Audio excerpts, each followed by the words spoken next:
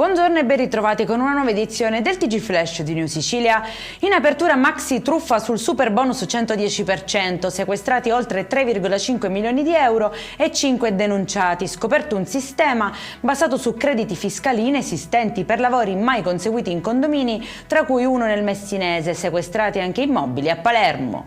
Si allarga l'inchiesta sulla tentata truffa da 3 milioni di euro ai danni di un'anziana di Catania, coinvolti anche 2 nuovi indagati, al centro un piano articolato costruito sfruttando la fragilità della vittima e la complicità di professionisti tra procure, testamenti e manovre sui conti. Decisiva la segnalazione della banca che ha fatto scattare le indagini e bloccato il raggiro.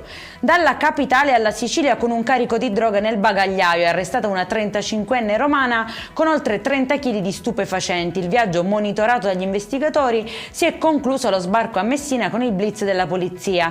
Denunciati anche 4 presunti complici. Individuato e arrestato trentenne che aveva fatto esplodere dei petardi davanti a un chiosco nel cuore di Siracusa. Decisive le immagini di videosorveglianza che hanno permesso di ricostruire dinamiche e responsabilità. E in chiusura Cefalù vola nella raccolta differenziata, ha toccato l'82%, nuovo record storico, un risultato che premia cittadini e amministrazione e rafforza il modello virtuoso del territorio. Ora la sfida è mantenere questi livelli anche nei mesi estivi. Per questa edizione è tutto, prossimo appuntamento alle 19:30, buona giornata.